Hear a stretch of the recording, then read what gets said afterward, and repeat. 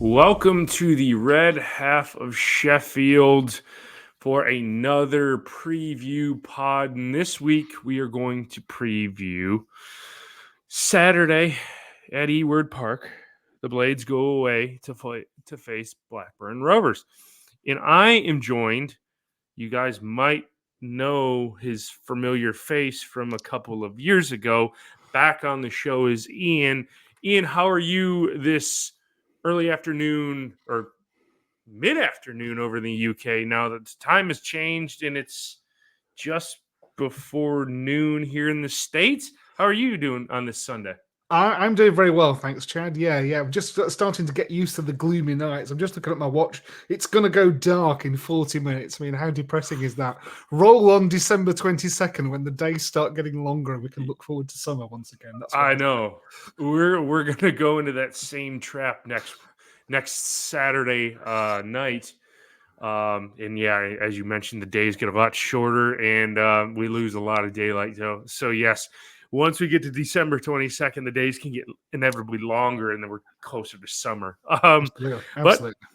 why we are here is to see how Blackburn Rovers have got on this season. Go ahead and tell me how the season's been. Has it been a plus, minus because you've lost a few players? Go get into it. Well, I think our league position is probably way better than many people would have anticipated at this point, myself absolutely included. So I think the sale of Sammy Smodics at the back end of last season meant that we were probably going to struggle for goals. I think it's hard to replace someone who scores, 33 goals in a season.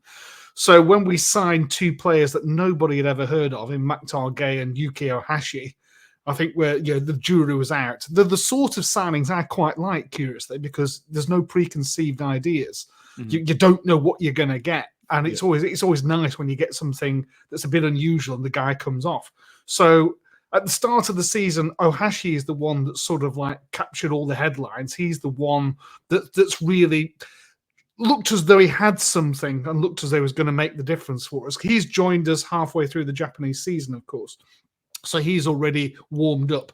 I think the fear is that he will be knackered by the time it comes around to January and February because he will have been playing non-stop for the best part of 12 months. But let's worry about that in January.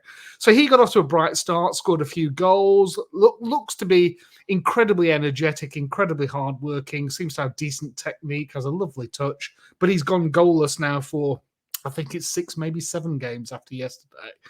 And Maktar Gay has come in as a target man type centre forward, but it's the classic modern game where he's a centre forward that doesn't seem to score any goals. Yeah. So he scored in the Carabao Cup against Stockport County, but he's found it incredibly difficult to find the net in the league. Yesterday was possibly his worst performance for Rovers since he came. He just looked lost. The ball was bouncing off him rather than sticking. But having said that, I don't think Rovers are playing to his strengths. Where it seems to be when he's on the field, we don't put crosses into him. We try to play to feet, and then when he goes off and Ohashi comes on, we start putting crosses in the middle. So make of that what you will. I don't think we're optimizing his strengths. But at the moment, finding the back of the net is a problem. It's 2 goals in our last 5 games. So if you score first on Saturday, I think you're guaranteed us a very, very minimum a point. I mean, yeah, you could.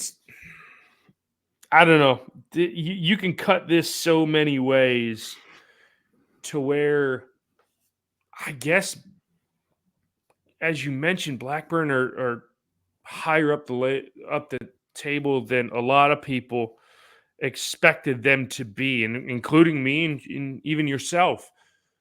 So I don't.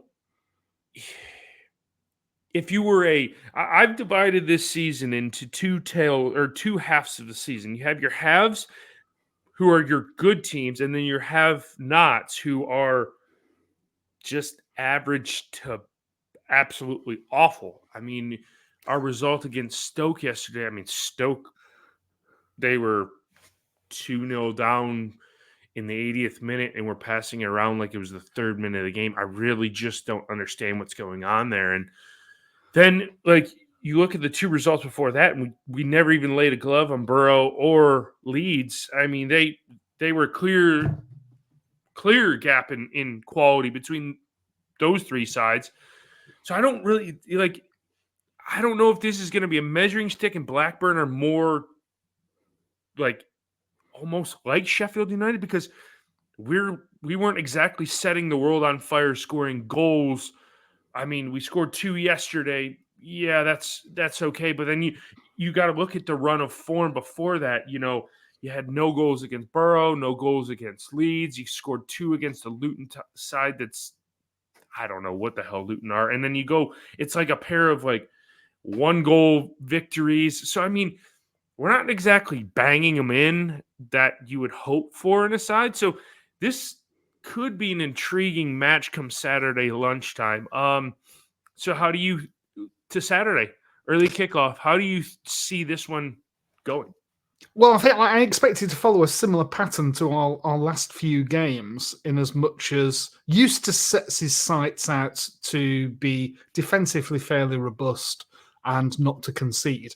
And after the fun and games that we had with John Dal Thomason towards the end of his reign, where he clearly downed tools and we couldn't defend ourselves for toffee, I think this is a welcome introduction. The sacrifice that we've made as a result of that is possibly in our creativity and goal scoring. But of course, Eustace has got to deal with putting a side together without Sammy Smonix, as we've said. So I would anticipate that the pattern of the game will be us trying desperately to keep it tight at the back, not give anything away, take time out of the game, and try and catch Sheffield United with a relatively fast break, and put you under pressure that way. The problem we have in playing counter-attacking football is we don't really have genuine pace. So that's one of the key facets that the club said that they were trying to remedy in the summer transfer window, but they patently haven't.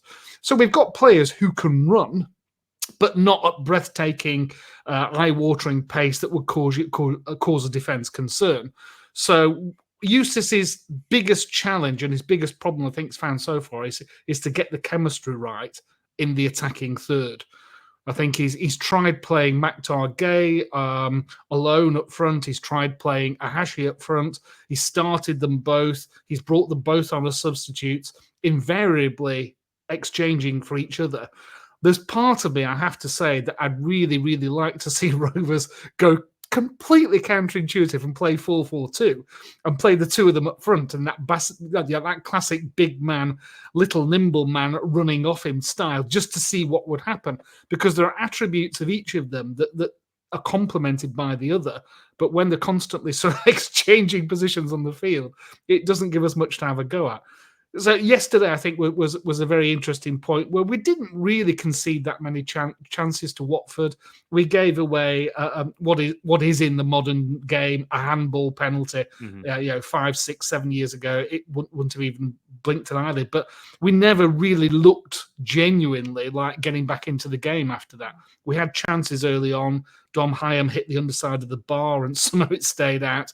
And Andy Weimann lobbed the goalkeeper but managed to land the ball on the roof of the net when it possibly would have been easier to just sort of hit it hard and low. I don't know. He's the striker, not me. But those are the two chances we had. We didn't convert. They got a penalty. They did convert. And then we kind of almost like just played time out. So I think a lot of Rovers' style this season depends on who scores first. Mm-hmm. We do not like chasing the game. That's for sure. And I think that's similar to the team that played under Thomas. And we like to dictate play, like to get in front, make it difficult for the opposition, and try and catch them. So, as I said earlier, if you score first, I fear, if we score first, it could be a pretty turgid game, I have to say, because we will not play expansively. In all honesty, I think when I draw eyes upon this game, I think that it is away from home, Ewood Park. United have struggled away from home. I think nobody scores. I think this is a 0-0. I think this is just an absolute. I think it's just, this isn't one for like your neutrals to watch. It's just, the fact that it's at 12:30 on Saturday, leading off the weekend, kind of. It's just like, okay, let's get this out of the way in a sense. And there's probably more eye-watering fixtures in the league. And I just think if I think how this game's going to go, I just think that everybody. I've been saying United have been just like average at best. They got lucky with the draw for the fixtures come out. You had an easy 10 games. You played two teams against Borough and Leeds that are probably in promotion, odds on for promotion. They got to be at least near the top and favorites, and got killed by both of those teams.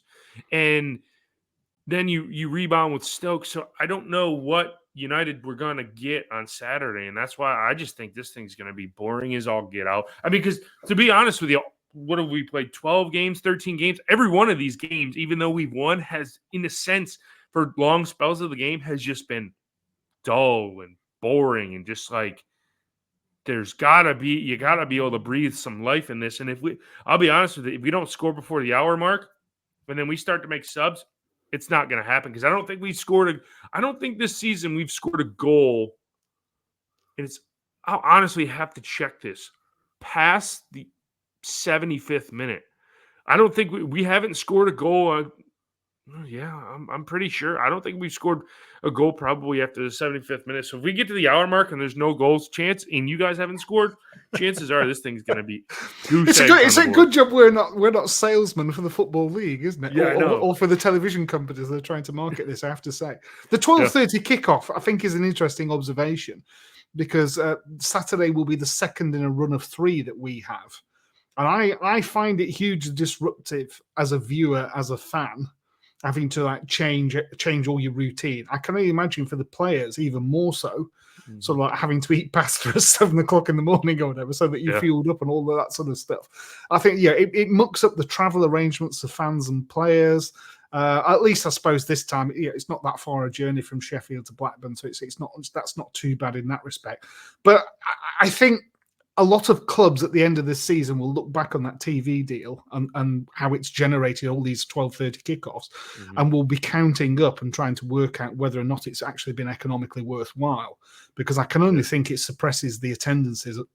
So you've got to make sure then that the TV income compensates you for that. But it's not creating a spectacle. I think to the point that you've made. It doesn't feel like 12:30 just feels too early for me for football. It's just I'm just not in that space. I barely finished my breakfast and here you go. It's the football now kind of thing. In a sense, I'm in agreement with you. What they should have done, and I understand the prime window for football is 3 p.m. over there. I get it. I 100% do. But they should have left it how they had it, where you had Friday night football, and then you had the 12:30 kickoff, and then open the 3 p.m. window to all the games that you broadcast. What are there, 4 games in the 12:30 window? Yeah. Move those all the way to the 3 p.m. window. I understand your blackout rules, but inevitably that is going to go away. It is at some point that those rules will disappear. But I think, the EFL at the moment, it feels like they're desperately trying to find a slot to make their own. But there are still Premier League games kicking off early on a Saturday as well. So it's almost like the Premier League is sort of saying, know your place.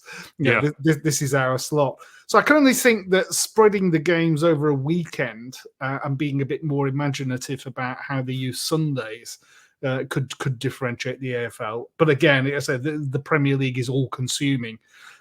It's just a two-headed beast that's eating everything in its path. So I think when you're in the Football League, you can take the scraps from the table and make the most of it. But exactly, and it's like the weird thing is as of recording, we're about to be on the back of, I believe it's Arsenal and Liverpool in the Premier League, and right now Middlesbrough and Norwich are playing right now. And it's like they gave the 3 p.m. kickoff on Sunday to one championship game, but then there's a whole smattering of games earlier in the day in the Premier League. So this is going to be your slot, but we're going to also dump games in around it. It feels so unfair. And now, granted, I understand they're trying to get exposure for the entire world and bring everybody into the game. And I often say to people, Americanization of the game is killing it. So the fact that they're throwing EFL games all over the place, hoping that people watch it, they're not going to exactly go out of their way to watch these games for teams that they don't necessarily follow when they can just Absolutely. watch the Premier League. Yeah.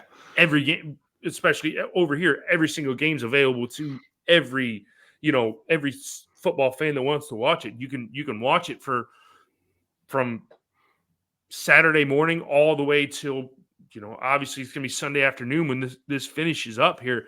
But it's crazy how the EFL is trying to work around this proverbial wall. And I'm curious, like you said, to see at the end of the season how the numbers pan out for this new TV rights deal. And did it generate more money for all these the lower clubs? I mean, but many years ago, more years ago than I care to remember, I studied economics at school, and there was this principle called, the scarcity principle, where if a product was rare, people would demand it potentially more and be willing to pay a higher price. And football doesn't seem to be adopting that. It seems to be, hang on a minute, there's the illustrious 3 a.m. in the morning slot. We could have a live game there. No kidding. The phrase "there's too much football on TV" was bandied about when I was a kid, and that's when we the only live games you saw were England internationals and the FA Cup final.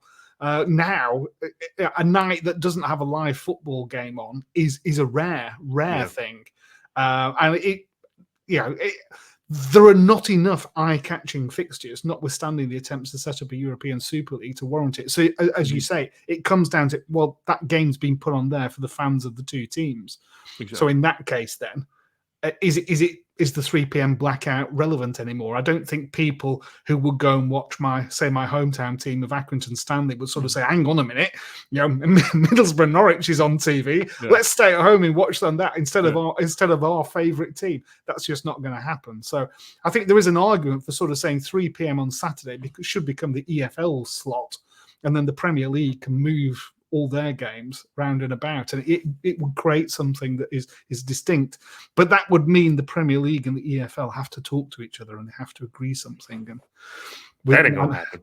Well, we're getting the regulator soon, hopefully. So I don't know, maybe some sense will be brought to bear, but let's not get ahead of ourselves. That's the word everybody wants to hear: a regulator coming in.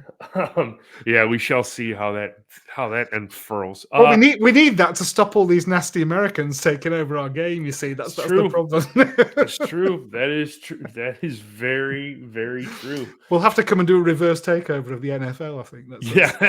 No kidding. Ian, before we get out of here, drop where the people can listen to the podcast and where they can find you on social media. That's very kind. Yeah, our website, our host website is brfcs.com, which you can see on the screen there. So you can get the podcast from there. It's also in the usual places on Apple and Spotify. Our Twitter handle is brfcs.com, all spelled out because somebody already nabbed brfcs. But we do get away fans who come onto our forums on brfcs.com, and they will either sometimes they're very sociable and they ask questions about where to park and where to go for a beer before the game, and sometimes they come on and insult us and then they get banned very quickly. But we do get a few that come on and we can have some interesting exchanges. So away fans are welcome, but just treat it as if you're going into somebody else's house and you wouldn't sort of like just start criticizing everything the minute you walk in through the door, and you'll be made welcome. So there is a match thread up there today that was set live today, so the conversation will be starting about how, even if you just want to lurk and just have a look and see how we're all feeling. But as I say, we've got our tails between our legs at the moment after the last few games, so there's not much in the way of optimism on there right now. But come Saturday, who knows? It'll all be found out on Saturday afternoon. Indeed. All right, I appreciate Ian coming on, and I will, until the next match preview, I will leave you with Up the Blades.